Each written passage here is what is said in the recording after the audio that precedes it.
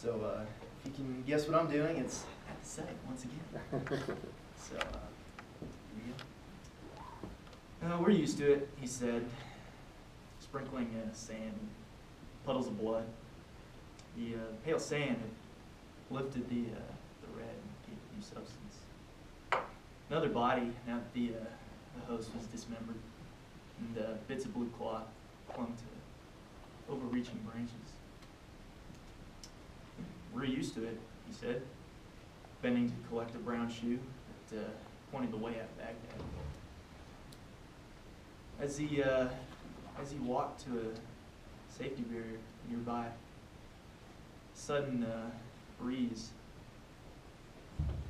rippled a string of orange prayer beads dangling from a hook. What's different about this one, though, is that we know his face, because his head was intact. I blame everyone, but the shoe held its tongue.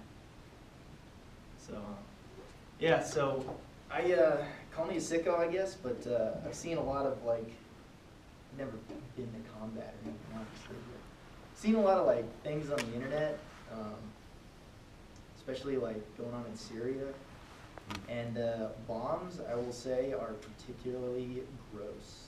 And, you see, like, I mean, we see all the time, like, footage from targeting pods and stuff blowing up, but, it's kind of hard to really see the aftermath, especially when it's black and white FLIR footage.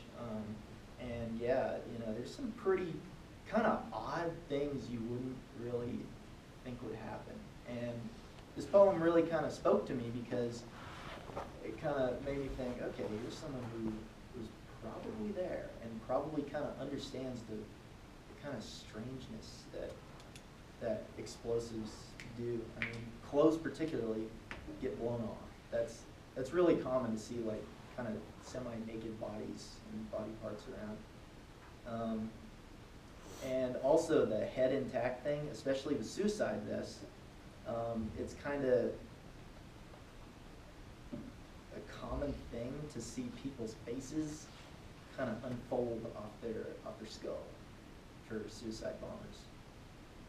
And it's kind of weird to imagine, like, there are pieces there, like the prayer beads he's probably wearing around his neck got blown off, and now they're hanging up somewhere. His clothes hanging up somewhere. Yeah, there's blood. And, people have to, like, clean that up and take care of that afterwards. And man, like, that's probably as traumatizing to do as to witness the explosion itself. So yeah, and then the shoe held its tongue. My thought behind that was his foot was probably still in there, and it was tied like the tongue of the shoe.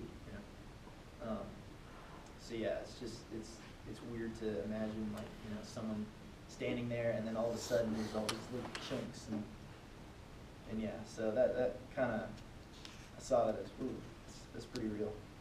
And obviously it bothered the narrator, but whoever the narrator, I can't remember, it was a she, I think, from the New York Times.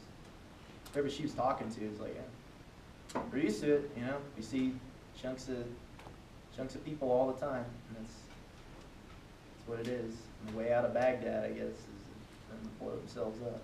So, yeah, that's at the site. Cool. Yeah, the way out of, how do you get out of Baghdad, right? So, I guess that's the way I always picture it. It's really like this. Yeah, it's more movies, probably. Yeah. Yeah, good. Interesting. And I like you point out that shoe, that foot is still inside that shoe. Yeah. What about that delivery? You talked about the delivery, Jarvis. It was good. I thought it was appropriate. He was definitely confident up there, and he put himself in the situation. I think he